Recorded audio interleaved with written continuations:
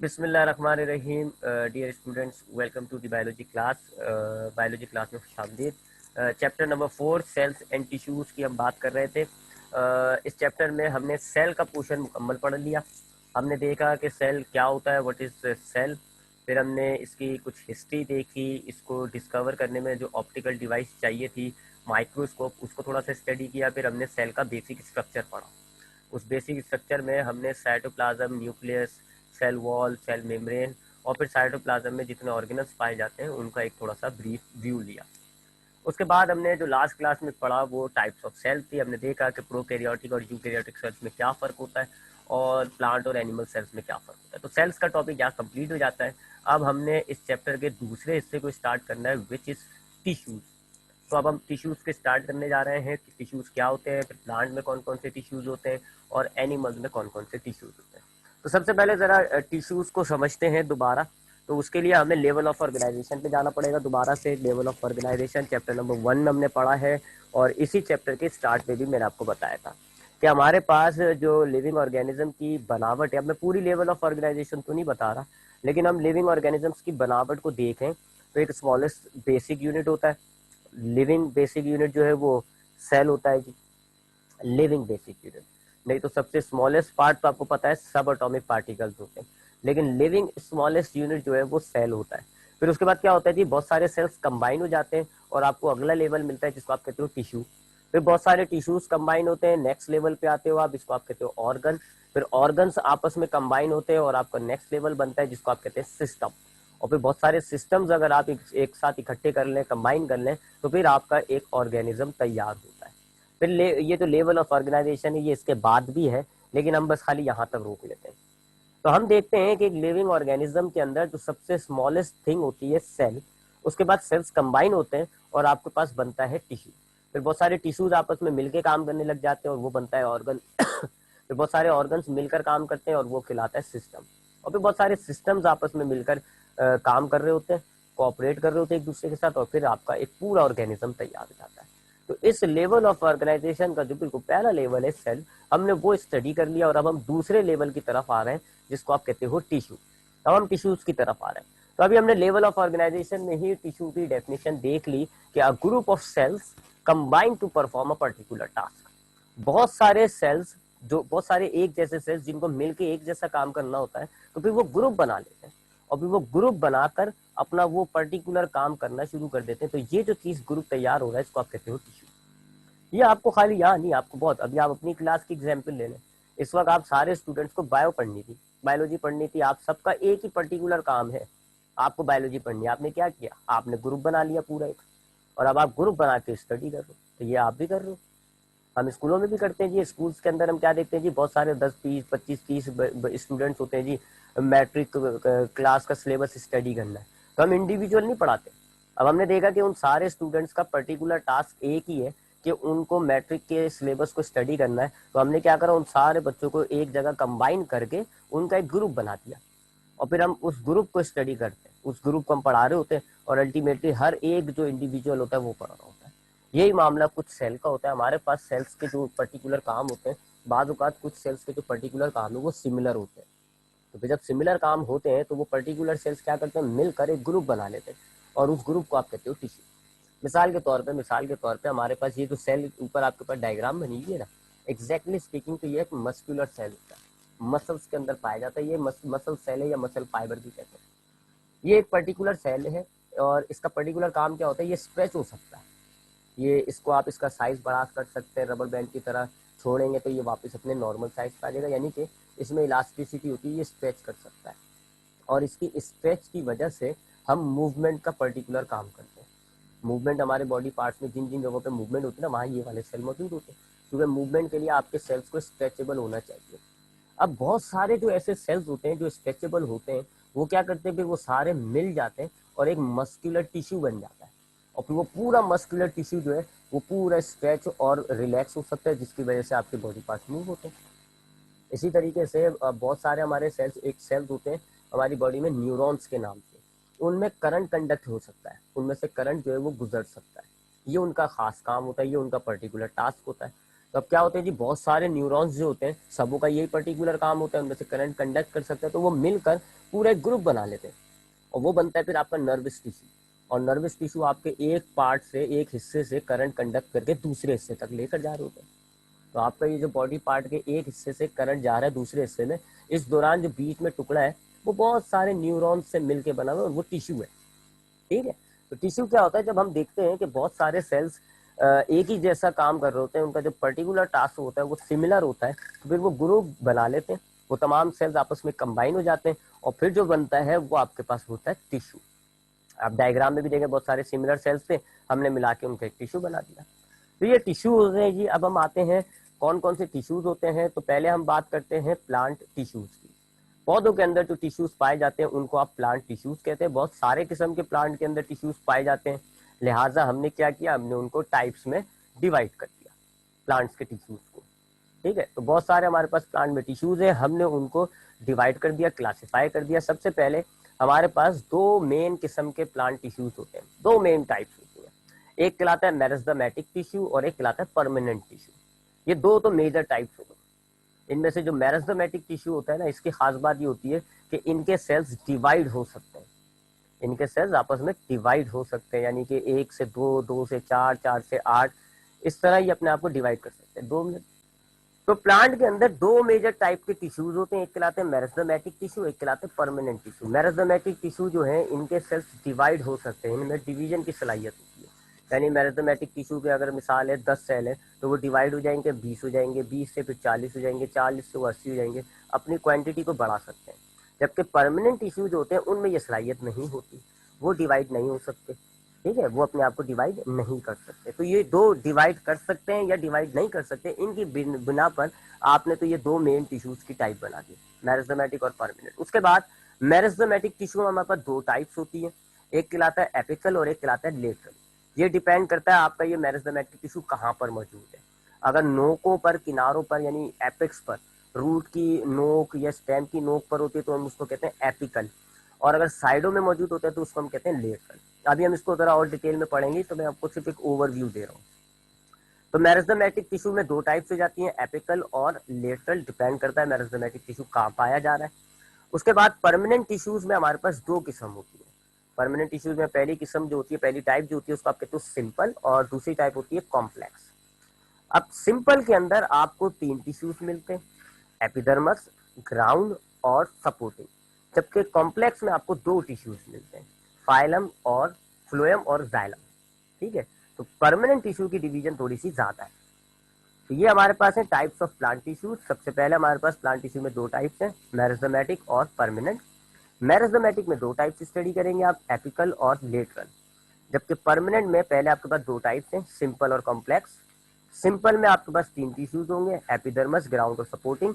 जबकि कॉम्प्लेक्स में आपके पास जाइलम और फ्लोएम होंगे। अब हम इन सबको स्टडी करते हैं वन बाय वन। तो सबसे पहले हम बात कर लेते हैं पहली टाइप की, यानी मेरिस्टेमेटिक टिश्यूज की। मैंने अभी आपको बताया मेरिस्टेमेटिक टिश्यूज क्या होते हैं जी। ये ऐसे टिश्यूज होते हैं कि जिनके अंदर जो सेल्स मौजूद होते हैं ना, उनमें डिवीजन की सलाहियत होती है, यानी ये अपने आप को डिवाइड कर सकते हैं। अगर एक मेरिस्टेमेटिक टिश्यू में फॉर एग्जांपल 100 सेल्स मौजूद हैं, तो वो 100 के 100 सेल अपने आप को डिवाइड कर सकते हैं। 100 से वो 200 हो जाएंगे, फिर 200 वाले फिर मजीद डिवाइड करेंगे, 400, 400 से 800, 800 से 1600, 1600 से 3200, इस तरह अपनी आपकी तादाद को बढ़ाते रहते हैं। तो ये सबसे मेजर डिफरेंस हो गया मेरिस्टेमेटिक टिश्यू और परमानेंट टिश्यूज के अंदर, कि मेरिस्टेमेटिक टिश्यू के जो सेल्स होते हैं उनमें डिवीजन की सलाहियत होती है, और डिवीजन कर करके ये अपनी क्वांटिटी को इंक्रीज करते हैं। जाहिर बात है, फिर क्वांटिटी इंक्रीज करने से क्या होगा, ग्रोथ होती है। अगर प्लांट के मेरिस्टेमेटिक टिश्यू के अंदर सेल्स की तादाद 100 है, आपने देखा जी 6 दिन बाद, 7 दिन बाद उन्होंने अपने आप को डिवाइड कर करके 2000 कर दिए, फिर सेल का ग्रोथ हो जाएगा, प्लांट का बॉडी का ग्रोथ हो जाएगा। तो ये क्या है, ये they are responsible for the growth. ये पौधों की ग्रोथ करते हैं, पौधे का कद, पौधे की चौड़ाई बढ़ाते हैं, पौधे की लंबाई भी बढ़ाएंगे, पौधे की चौड़ाई भी इंक्रीज होती है बाय मेरिस्टेमेटिक टिश्यू। ठीक है, तो ये जो आपका पौधा डिवेलप होता है, पौधा आपका ग्रोथ करता है। आप देखते हैं जी कि आपके पास छोटा सा सीड डालते हो आप जमीन पे, उसमें से एक छोटा सा प्लांट निकल आता है। उसके बाद वो छोटा सा प्लांट डिवेलप होते होते इतना लंबा हो जाता है। तो ये जो हो रहा है ना, इसके पीछे कौन सा टिश्यू इन्वॉल्व है, मेरिस्टेमेटिक टिश्यू। मेरिस्टेमेटिक टिश्यू बार बार इनके जो सेल्स है अपने आप को डिवाइड कर करके पौधों की बॉडी के अंदर सेल्स की क्वांटिटी को इंक्रीज कर देते हैं, जिससे आपका प्लांट का साइज इंक्रीज हो जाता है। ठीक है, अब इनके अगर हम सेल्स की बात करें, मेरिस्टेमेटिक सेल्स की बात करें, जिनकी एक तो सलाहियत मैंने आपको बता दी कि they have the ability to divide, इनमें डिवाइड करने की सलाहियत होती है। इनके सेल्स जो होते हैं छोटे साइज के होते हैं, इनकी पतली वॉल्स होती हैं और इनका न्यूक्लियस सेंटर में मौजूद होता है, क्योंकि इनके पास छोटे छोटे वैक्यूल होते हैं, बड़ा वैक्यूल नहीं होता। मैंने आपको याद है कल हम जब प्लांट और एनिमल का डिफरेंस पढ़ रहे थे तो मैंने आपको बताया था कि ज्यादातर प्लांट सेल में वैक्यूल सेंटर में होता है, तमाम का वर्ड यूज नहीं किया था, ज्यादातर, यानी परमानेंट के अंदर आपको देखेंगे आपको किस वैक्यूल जो है वो सेंटर में मिलेगा। लेकिन मेरिस्टेमेटिक टिश्यू में वैक्यूल छोटा होता है और साइडों में होता है, इसकी वजह से न्यूक्लियस जो है वो सेंटर में आ जाता है। देखिए आप डायग्राम में देखिए सारे मेरिस्टेमेटिक टिश्यू के जितने भी सेल्स हैं सब में आपको न्यूक्लियस सेंटर में नजर आ रहा है, क्योंकि छोटा वैक्यूल मौजूद होता है इनमें। क्योंकि अच्छा छोटा वैक्यूल क्यों है, क्योंकि इनका काम, वैक्यूल का काम क्या बताया था मैंने आपको कि ये सेल सेप स्टोर करते हैं, और मेरिस्टेमेटिक जो टिश्यू के सेल्स हैं उनका काम सेल सेप स्टोर करना थोड़ी है, उनका काम तो डिवाइड करना है, उनका काम तो ग्रोथ करना है। तो इसलिए इनको बड़े वैक्यूल की जरूरत नहीं होती, ये अपने आप को डिवाइड कर रहे होते हैं, इसलिए इनको बड़े वैक्यूल की जरूरत नहीं होती, इनको खाना स्टोर करने की जरूरत नहीं होती।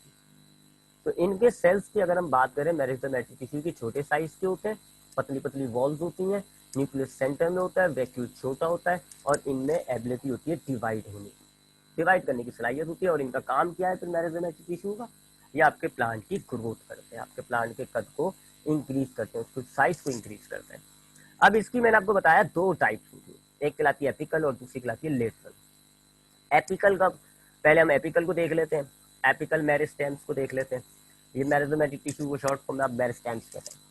एपिकल आपको ये लोकेशन के एतबार से इसकी टाइप है, एपिकल आपको मिलता है एपेक्स पर, एपेक्स कहते हैं टिप, नोकों को, आपके स्टेम की नोक पे आपको मिलेगा, आपको रूट की नोक पे मिलेगा।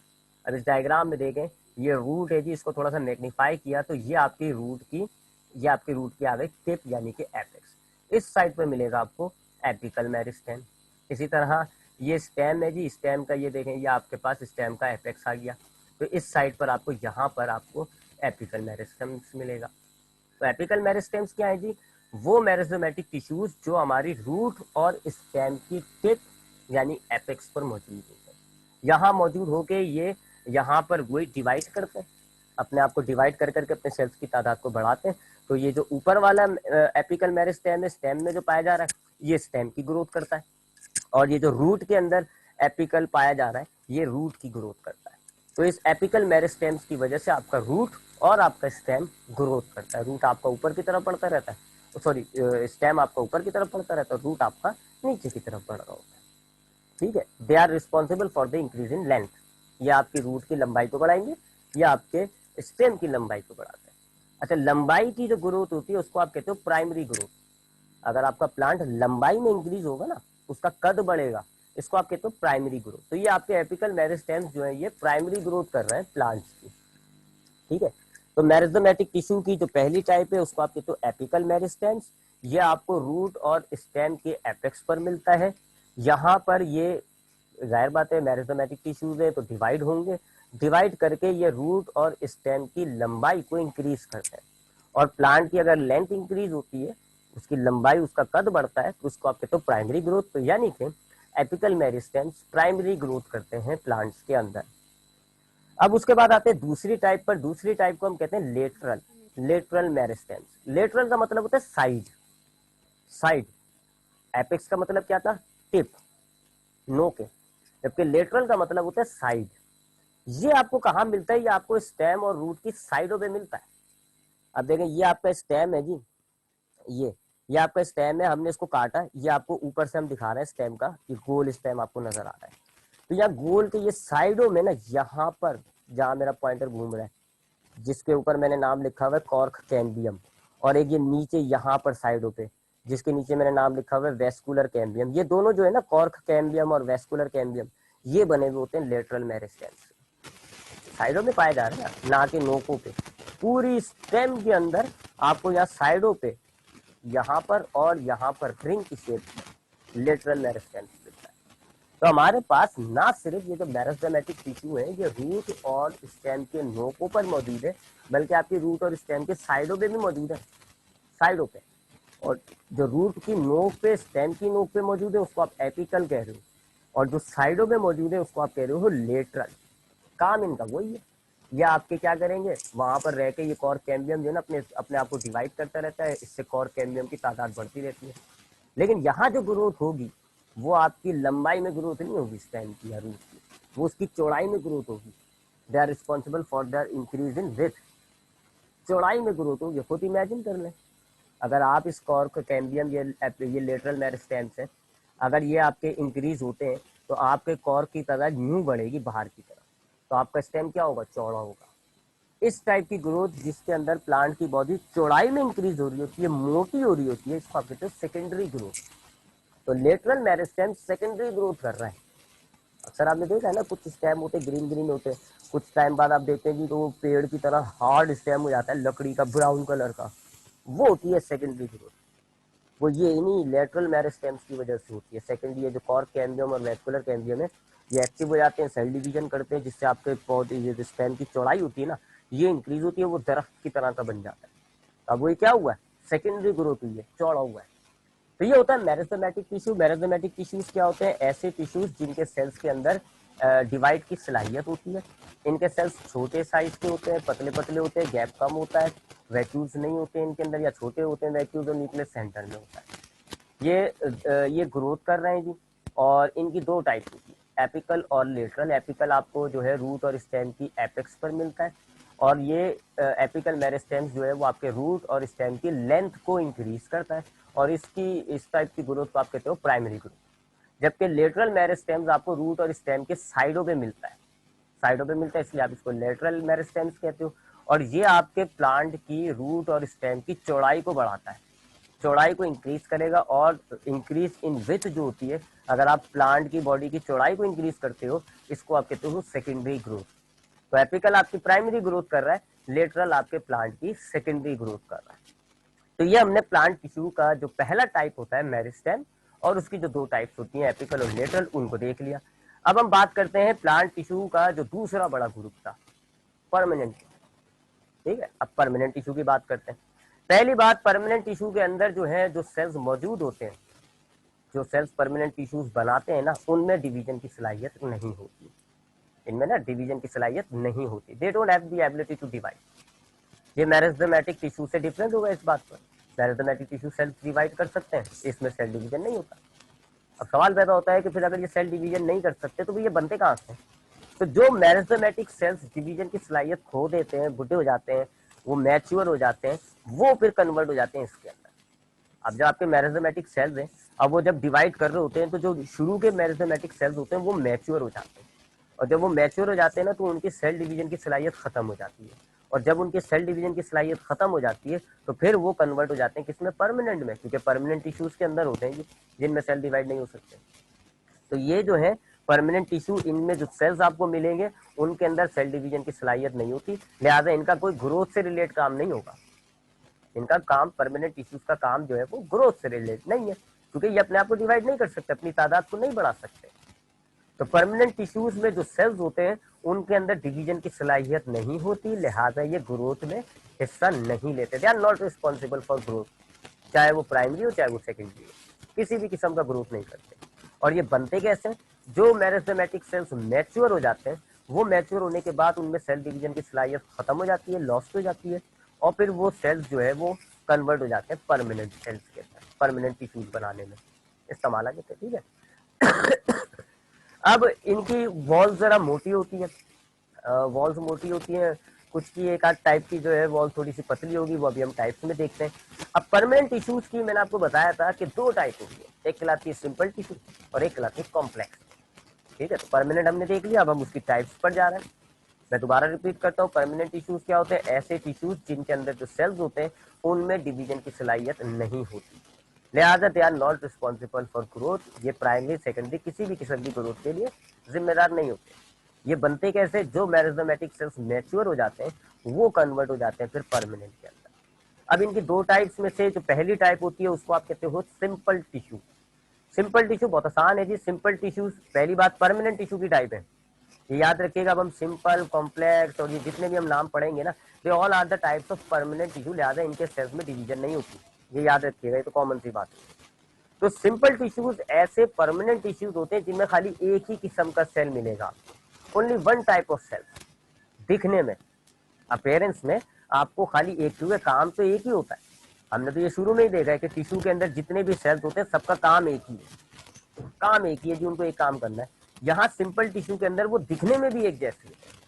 मिसाल के तौर पे जरा इन डायग्राम्स को देखिएगा, ये टिश्यूज है, सिंपल टिश्यूज। अब जरा इस टिश्यू को देखें, इस टिश्यू में आपको जितना भी सेल नजर आ रहा है, दे ऑल आर सिमिलर।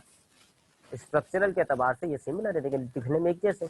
इस टिश्यू को देखें, तमाम सेल्स एक जैसे हैं। इस टिश्यू को देखें, तमाम सेल्स एक जैसे हैं। इन तमाम में आपको सेल्स एक जैसे नजर आ रहे हैं।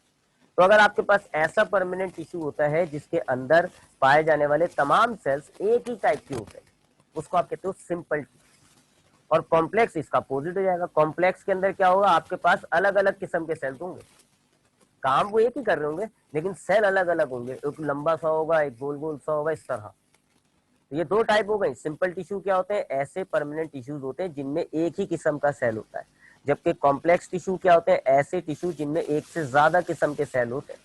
और याद रखिएगा, ये एक ही किस्म का, ये एक से ज्यादा किस्म का, ये स्ट्रक्चरल एतबार से बात की जा रही है। फंक्शन तो टिश्यू में एक ही होता है सबका, चाहे एक जैसे दिख रहे हो चाहे अलग अलग दिख रहे हो, काम तो वो एक ही करेंगे, क्योंकि तभी तो वो टिश्यू बनेंगे। ठीक है। तो सिंपल टिश्यू क्या होते हैं, ऐसे परमानेंट टिश्यू जिनके अंदर एक ही किस्म का सेल होता है। जबकि कॉम्प्लेक्स क्या होंगे, ऐसे टिश्यू जिनके अंदर एक से ज्यादा किस्म का सेल आपको मिलेगा। अब हमने ऊपर शुरू में आया था चार्ट, उसमें हमने देखा था कि सिंपल टिश्यू के हमारे पास फिर तीन टाइप थे। तो पहले हम उन तीन टाइप्स को पढ़ लेते हैं, फिर कॉम्प्लेक्स की बात करते हैं। सिंपल टिश्यू में हमारे पास जो तीन टाइप होती है, पहली कहलाती है एपिडर्मल, इसको आप एपिडर्मस भी कहते हो। और फिर ग्राउंड होती है, फिर सपोर्टिंग होती है। एपिडर्मल, एपी मतलब होता है ऊपर, ऊपर। ये जो आपके पास टिश्यू होता है, यह आपके रूट, स्टेम और लीफ की आउटर सरफेस बनाता है, यानी बाहर वाली लेयर। अगर आप रूट को काटो, रूट को देखो, तो रूट की जो पहली लेयर होगी या स्टेम की जो बिल्कुल पहली लेयर होगी टिश्यू से बनी हुई, या लीफ की जो पहली आउटर लेयर होगी, वो कहलाती है एपिडर्मल। तो ये जो एपिडर्मल टिश्यू होता है, ये आपके रूट, स्टेम, लीफ की पहली लेयर बनाता है, आउटर लेयर, सबसे पहली लेयर। इसके जो सेल्स होते हैं वो रेक्टेंगुलर शेप के होते हैं। डायग्राम देखें आप, रेक्टेंगुलर शेप के लाएगा इनके सेल्स का। और इनके सेल्स इतने क्लोजली पैक हुए होते हैं कि इनके बीच में कोई गैप नहीं होता, एक दूसरे से बिल्कुल जुड़े हुए होते हैं। नो इंटरसेलुलर स्पेस, काफी क्लोज होते हैं, क्योंकि ये इन्होंने जो है वो आपकी लेयर बनानी है रूट, स्टेम, लीफ की। ठीक है। तो रूट, स्टेम, लीफ की जो आपको आउटर लेयर मिलेगी वो कहलाती है एपिडर्मल टिश्यू। इनके जो सेल्स होते हैं वो रेक्टेंगुलर शेप के होते हैं और इनमें कोई इंटरसेलुलर स्पेसिस नहीं है। इनका काम क्या होता है कि जाहिर बात है, फिर रूट के अंदर जितने भी टिश्यूज होते हैं ये उनकी हिफाजत कर रहे हैं। ऊपर की लेयर बना दी और ये अंदर के जितने भी टिश्यूज, अब रूट, स्टेम, लीफ के अंदर जितना भी टिश्यू, जितना भी मटेरियल, जितना भी सेल पाया जा रहा है, द इनर पार्ट्स, उनकी ये प्रोटेक्शन करते होते हैं। अब कुछ जो है, जैसे कि रूट की जो एपिडर्मल टिश्यूज होते हैं उनमें कुछ स्पेशल स्ट्रक्चर पाए जाते हैं रूट हेयर्स के नाम से, जिनकी मदद से ये पानी को एब्जॉर्ब करते हैं। तो ये कुछ एक्स्ट्रा काम हो गया कि जी रूट की जो एपिडर्मल टिश्यू होती है, यानी रूट की जो आउटर लेयर होती है, उसमें खास किस्म के छोटे छोटे से बाल निकले हुए होते हैं रूट हेयर्स के नाम से, और उनके जरिए ये वाटर को एब्जॉर्ब करता है। जबकि अगर आप स्टेम और लीफ पर आते हैं, तो स्टेम और लीफ की जो एपिडर्मल की लेयर होती है, ये अपने ऊपर एक और लेयर बना देती है क्यूटिकल के नाम से, जिससे पानी का जो एवापोरेशन होता है वो रुकता है, वो बचता है। ये भी एक एक्स्ट्रा काम हो गया। इसी तरीके से लीफ की जो एपिडर्मल होती है उसके अंदर छोटे छोटे से सुराख होते हैं, जिनके जरिए से लीफ जो है वो गैसेस को एक्सचेंज करता है। उन सुराखों को हम कहते हैं स्टोमेटा। तो ये भी एक एक्स्ट्रा काम है। तो ये एपिडर्मल टिश्यू होता है। इसमें भी आप देख लें सारे एक ही जैसे सेल हैं, इसलिए ये सिंपल भी टाइप है। तो एपिडर्मल टिश्यू क्या होता है, रूट, स्टेम और लीफ की जो आउटर लेयर वाला टिश्यू होगा उसको आप एपिडर्मल टिश्यू कहते हो। इनके सेल्स रेक्टेंगुलर शेप के होते हैं, बिल्कुल क्लोजली पैक होते हैं, कोई इनमें गैप नहीं होता।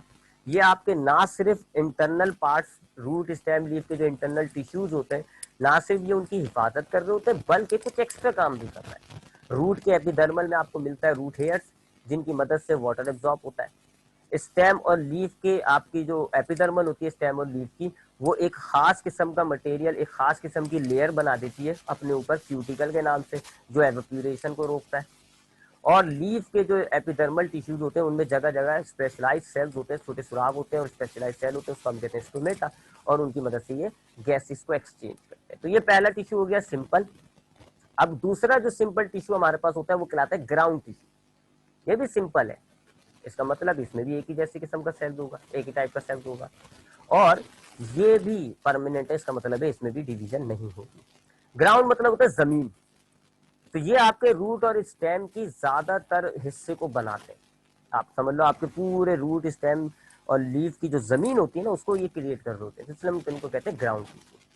पहली बात, अब जरा ये डायग्राम देखिएगा, ये रूट है, ये रूट है जी। अब रूट की ये जो ग्रे कलर से मैंने बनाई हुई है, ये इसकी आउटर लेयर हो गई, तो इसको आप क्या कहोगे, एपिडर्मल, जो अभी हमने पढ़ा है। ये जो है जहाँ पे मेरा पॉइंटर घूम रहा है, ये रूट की आउटर लेयर हो गई, and that is called epidermal tissue. उसके बाद देखें जी, ये पीले कलर का जो आपको टिश्यू नजर आ रहा है और बीच में जो आपको रेड कलर का टिश्यू नजर आ रहा है, ये है ग्राउंड टिश्यू। ये ग्राउंड टिश्यू कहलाएंगे। और इनको आप ग्राउंड क्यों कह रहे हो, क्योंकि इन्होंने आपके रूट का मेजर पोर्शन बनाया हुआ है। ज्यादातर आपका ग्राउंड टिश्यू से बना हुआ है रूट। यही मामला स्टेम के साथ भी होता है, यही मामला लीफ के साथ भी होता है कि एपिडर्मल के बाद स्टेम के अंदर जो ज्यादातर टिश्यू पाया जा रहा होता है उसको आप कहते हो ग्राउंड टिश्यू, कॉर्टेक्स और टिप की शक्ल में। इसी तरह लीफ के अंदर जो आपके पास ज्यादातर एपिडर्मल के बाद जो ज्यादातर अंदर टिश्यूज मिल रहे होंगे वो आपके ग्राउंड टिश्यूज होंगे, वहां वो मेसोफिल्स की सूरत में होते हैं।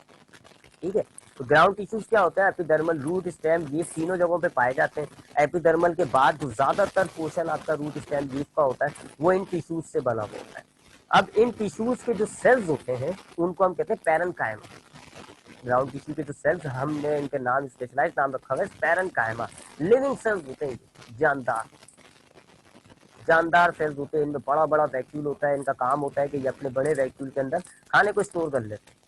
तो ये आपकी फूड स्टोरेज भी कर रहे हैं इस वजह से, क्योंकि ज्यादातर इलाके में यही बसे हैं, ये अपना खाना स्टोर कर लेते हैं सेफ्टी के लिए। तो ग्राउंड टिश्यू क्या है, आपके रूट, स्टेम, लीफ में एपिडर्मल के बाद जो आपको ज्यादातर टिश्यूज मिलेगा रूट, स्टेम, लीफ में, उनको आप ग्राउंड टिश्यूज कहते हो। ये तकरीबन हर पार्ट में मिलेगा आपको, रूट में भी, स्टेम में भी, लीफ में भी। इनके सेल्स को हम पैरेन्काइमा सेल्स कहते हैं। पैरेन्काइमा सेल्स की वॉल पतली होती है, बड़े बड़े वैक्यूल्स होते हैं इनके बीच में, इंटरसेलुलर, ये पैरेन्काइमा सेल्स दिखा दिया आपको। चले देखें जी, बड़ा बड़ा वैक्यूल है इनका, वॉल्स आप देखें पतली पतली सी हैं, बड़े वैक्यूल्स हैं इनके अंदर। और आप देखें सेल्स के दरमियान छोटा छोटा सा गैप आपको नजर आ रहा है, गैप मौजूद है, क्योंकि ये खाना स्टोर करते हैं जी। वैक्यूल इनका फूल जाता है, टर्जेट, तो सेल्स का साइज थोड़ा इंक्रीज हो जाता है, तो वो ये गैप इस वजह से आया होता है ताकि एडजस्ट हो जाए। ठीक है जी, ये पैरेन्काइमा है। इनका काम क्या होता है जी, एक तो इनका सबसे बड़ा काम ये है कि ये फूड स्टोर करता है। रूट के अंदर भी जितने भी पैरेन्काइमा होंगे, वैक्यूल्स के अंदर सेल से स्टोर कर लेंगे, फूड स्टोर हो गया। यही मामला स्टेम के साथ भी करते हैं जी। स्टेम के जितने भी ग्राउंड टिश्यू होते हैं वो खाना स्टोर कर लेते हैं फॉर सेफ्टी रीजन। जबकि लीफ के जो ग्राउंड टिश्यूज होते हैं ना, उनको हम कहते हैं मीजोफिल। लीफ में एपिडर्मस के बाद जो आपको ग्राउंड टिश्यू मिलेगा लीफ का, उसको आप कहोगे मीजोफिल सेल्स। और वो फोटोसिंथेसिस करते हैं क्योंकि उनमें क्लोरोप्लास्ट मौजूद होता है। तो लीफ के जो ग्राउंड टिश्यू है वो मीजोफिल्स है, और वो क्या करते हैं, फोटोसिंथेसिस। जबकि स्टेम और लीफ के जो ग्राउंड टिश्यू है उनके सेल्स को हम कहते हैं पैरेन्काइमा, और ये अपने अंदर खाना स्टोर कर लेते हैं, फूड स्टोर करते हैं। ग्राउंड टिश्यू के बाद तीसरा टिश्यू कहलाता है सपोर्टिंग टिश्यू। ये आपके प्लांट्स के जिन जिन पार्ट्स में मिलेगा, ये आपके वहां पर सपोर्ट पैदा करता है।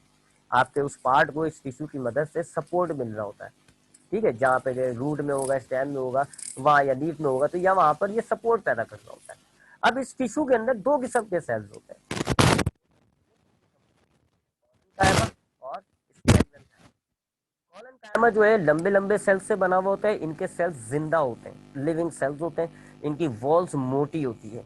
और ये जो है आपको कहाँ मिलेगा, जैसे कि जो शुरू शुरू के स्टेम होते हैं ना, ग्रीन स्टेम, शुरू शुरू के जो पौधों के स्टेम होते हैं ग्रीन स्टेम, उनके एपिडर्मस के नीचे मिलेगा। अब ये आपके पास एक शुरू के स्टेम का स्ट्रक्चर है, ये इसकी जो आउटर लेयर है, ये आपके पास आ गई एपिडर्मस। तो ये जो इसके नीचे की हिस्सा है ना, ये है कॉलन कायमा, ये वाला, ये सारा जो टिश्यू है ये कॉलन कायमा का है।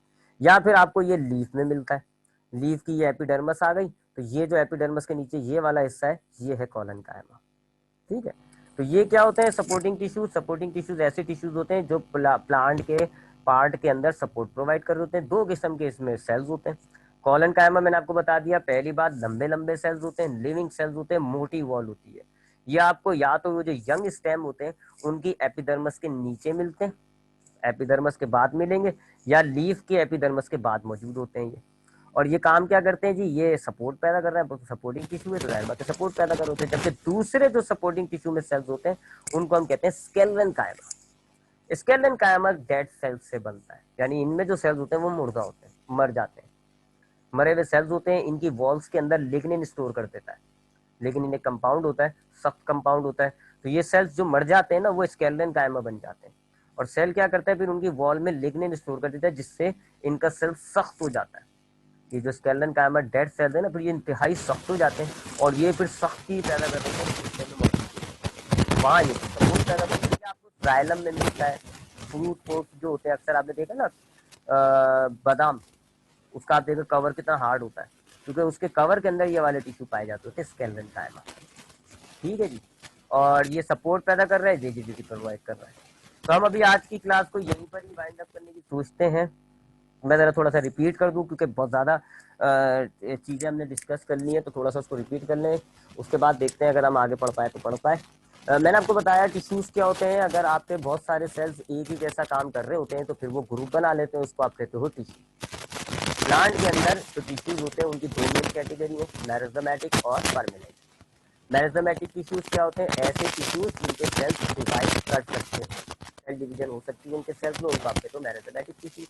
पतली वॉल के होते हैं, वैक्यूल छोटा होता है, इंटरमोलिकुलर स्पेसेस मौजूद होते हैं। उसके बाद इन सेल्स की जो काम होता है, जाहिर बात है ये डिवाइड कर सकते हैं, तो इनका काम होता है ग्रोथ। प्राइमरी और सेकेंडरी दोनों किस्म की ग्रोथ करता है।